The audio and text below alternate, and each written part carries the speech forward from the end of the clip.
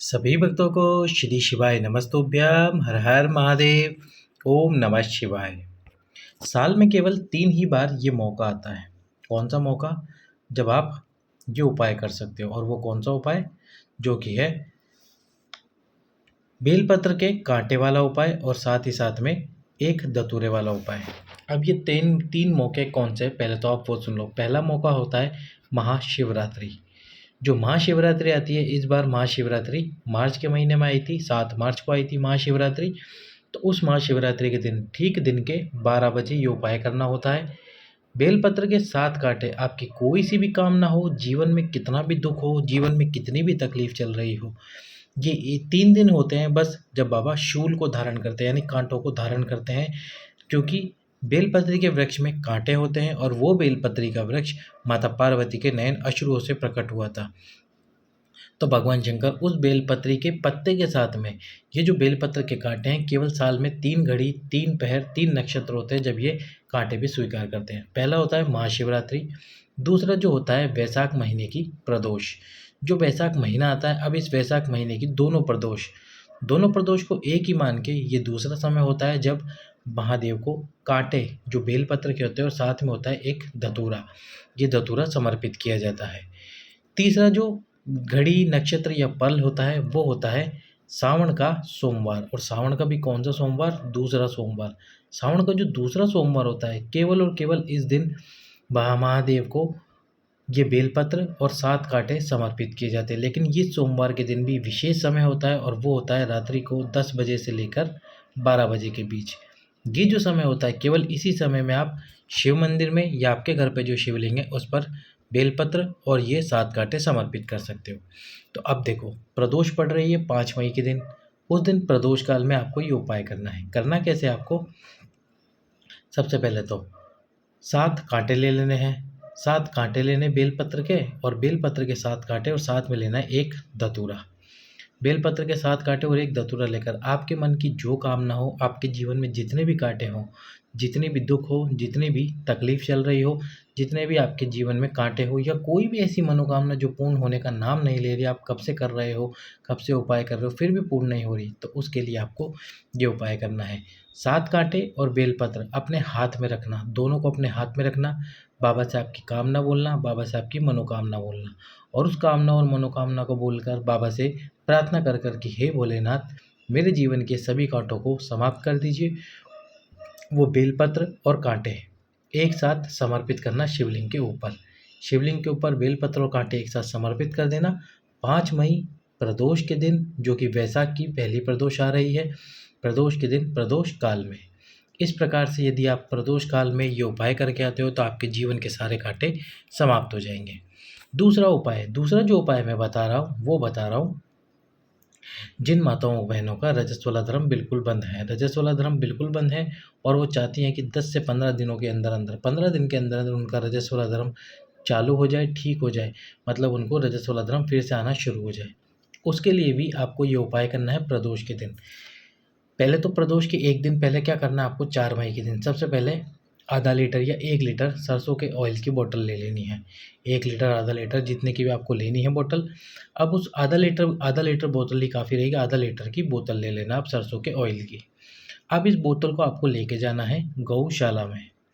गौशाला में ले जाकर जो नंदी जी हो, गौ माता नहीं, जो नंदी जी हो, नंदी जी का भी जो पूँछ वाला भाग होता है, जैसे कि ये नंदी जी है, अब इनके पीछे पूँछ वाला भाग होता है और पूँछ वाले भाग में बिल्कुल एंड पर थोड़े से बालों का एक गुच्छा होता है। जैसे कि आप जानते हैं यहाँ पर बिल्कुल एक छोटा-सा बालों का गुच्छा होता है। तो आपको क्या करना है, उस सरसों के तेल में ये जो बालों वाला गुच्छा है, केवल इतना सा हिस्सा डुबोना है सरसों के तेल में। और डुबोते समय कौन से महादेव का नाम लेना है? कुंदकेश्वर महादेव या फिर नंदीश्वर महादेव। कुंदकेश्वर महादेव या नंदीश्वर महादेव का नाम लेना है। केवल और केवल 10 सेकंड या 15 सेकंड उस पूँछ को डुबा कर रखना। किसी रोड पे जो नंदी चल रहा हो, किसी रोड वाले नंदी के साथ ये उपाय करने की कोशिश मत करना। नंदी जी आपको लात मार दे, आपके चोट लग जाए, ये मैं नहीं चाहता हूँ। तो इसलिए गौशाला में जाकर ये 4 तारीख के दिन ये कार्य कर लेना। 4 तारीख को कर लो, 4 को समय ना मिले तो 5 मई, यानी कि जिस दिन प्रदोष है, रवि प्रदोष है, उस दिन सुबह-सुबह ये कार्य कर लो। अब आपको क्या करना है, शाम के समय जाना है शिव मंदिर में प्रदोष काल में। वही जो बोतल जिसमें आपने नंदी जी की पूँछ वाला हिस्सा डुबोया था, कौन सा, वो बाल वाला हिस्सा आपने जो डुबोया, अब उस बोतल को लेके आना है। सबसे पहले तो नीचे एक पात्र लगा देना है, नीचे एक पात्र लगा देना, और उसके बाद में वो जो बोतल का ऑयल है वो पूरा का पूरा भगवान शंकर पर समर्पित करना है। कुंदकेश्वर महादेव और नंदीश्वर महादेव का स्मरण करते हुए, दोनों महादेव का आपको स्मरण करना है। वो सारा का सारा बोतल का ऑयल, जो सरसों की बोतल है उसका ऑयल समर्पित करना है शिवलिंग पे, और ये करना है आपको प्रदोष के दिन, प्रदोष काल में। और जब सारा बोतल का ऑयल आप समर्पित कर दो, इस पात्र के अंदर सारा का सारा तेल आ जाएगा। उसके बाद भी इस पात्र को यहाँ से हटा लो और इस पात्र का सारा तेल फिर से उस बोतल के अंदर डाल दो। अब जब आप रात्रि को सोओगे, सोते समय जब बिस्तर पर लेट जाओ, उसके बाद में यही सरसों का तेल, केवल और केवल एक बूंद, इस सरसों के तेल की एक बूंद आपको आपकी नाभि में, जो माताएं बहनें उनको उनकी नाभि में डालनी है, और थोड़ा सा ऑयल अपने उदर पर यानी कि पेट पर आपको लगाना है। थोड़ा सा तेल पेट पर लगाना है, उदर पर लगाना है, थोड़ा सा ऑयल एक बिंदी आपके कंठ पर और साथ में वक्षस्थल पर, इन 3 जगहों पर ये ऑयल लगाना है आपको, और एक बूंद नाभि के अंदर डालना है। उस नाभि के अंदर एक बूंद तेल आपको प्रतिदिन डालना है, और प्रतिदिन कंठ पर, उदर पर इस ऑयल को लगाना है, और वक्षस्थल पर इस ऑयल को लगाना है। केवल और केवल 15 से 20 दिन लगेंगे। जो आपका रजस्वला धर्म से संबंधित कोई भी समस्या चल रही थी वह समाप्त होगी, या फिर आपके शरीर में और कोई भी रोग क्यों ना हो वह भी पूरी तरह से समाप्त होगा। अब हम चलते हैं प्रदोष के ही तीसरे उपाय की तरफ। ये तीसरा उपाय है विवाह के लिए। जिन व्यक्तियों का या जिनका विवाह नहीं हो पा रहा है, उम्र 35 वर्ष हो चुकी है, 40 वर्ष हो चुकी है और फिर भी विवाह नहीं हो पा रहा है, उनके लिए ये उपाय है। क्या करना है आपको, लाल चंदन लेना है। अब लाल चंदन की, और जिसका विवाह नहीं हो रहा उसी को ये उपाय करना है। लाल चंदन की आपको 7 बिंदियाँ लगानी है। 7 बिंदी कहाँ लगानी है, प्रदोष काल में माता अशोक सुंदरी के स्थान पर। ये 7 बिंदियाँ यहाँ लगानी है। पहली बिंदी एक एक करके लगानी है, दूसरी बिंदी, तीसरी बिंदी, चौथी बिंदी, 5वीं बिंदी, छठी बिंदी और 7वीं बिंदी। ये 7 बिंदियाँ आपको लगा लेनी है माता अशोक सुंदरी के स्थान पर। अब ये 7 बिंदियाँ लगाने के बाद में 7 बेलपत्र, जिस व्यक्ति का विवाह नहीं हो रहा उसी व्यक्ति को 7 बेलपत्र समर्पित करने हैं। और समर्पित कहाँ करने हैं, ये जो आपने 7 बिंदियाँ लगाई इन्हीं के ऊपर आपको 7 बेलपत्र समर्पित करने हैं, और बेलपत्र की डंडी भगवान शंकर के विपरीत में होनी चाहिए। 7 बेलपत्र समर्पित कर दो, आपकी कामना करते हुए, विवाह की कामना करते हुए। 3 से 4 महीने लगेंगे और आपका विवाह निश्चित होगा नहीं, निश्चित हो जाएगा, और उसके 5 या 6 महीने बाद में आपका विवाह भी पूर्ण हो जाएगा। पहले पक्का होगा और विवाह पूर्ण हो जाएगा। अब हम चलते हैं प्रदोष के अंतिम उपाय की तरफ। अंतिम उपाय क्या है, मान लो किसी पति या पत्नी का झगड़ा हो रहा है, उनकी लड़ाई होके बात तलाक तक पहुंच चुकी है, बात अदालत तक पहुंच चुकी है, और चाहते हैं पति या पत्नी दोनों में से कोई भी एक कि हमारा तलाक ना हो, हम प्रेम संबंध बना रहे।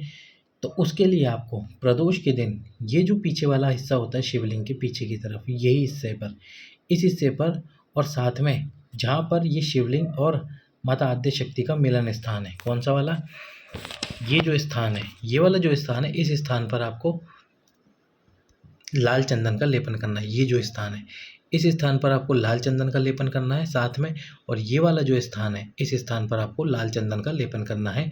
भगवान शंकर से प्रार्थना करनी है। दोनों में से कोई भी व्यक्ति, यदि पत्नी या पति दोनों में से कोई भी व्यक्ति चाहता है कि हमारा रिश्ता ना टूटे, तो वह प्रत्येक प्रदोष यानी कि हर प्रदोष को, प्रदोष काल में, एक तो ये वाला स्थान जो इस पर माँ आद्य शक्ति और भगवान शंकर का मिलन स्थान है, जहाँ पर ये शिवलिंग और माता पार्वती का मिलन स्थान है, इस स्थान पर, और एक ये पीछे की तरफ, बिल्कुल शिवलिंग के पीछे की तरफ ही आपको इस स्थान पर लाल चंदन का लेपन करना है। केवल 3 या 4 प्रदोष आप ये उपाय कर लेते हो तो जो भी बात अदालत तक पहुंच चुकी है वो अदालत से वापस घर में आ जाएगी। पति और पत्नी में प्रेम संबंध बढ़ना फिर से शुरू हो जाएगा। तो ये थे 5 मई वैशाख प्रदोष के विशेष उपाय।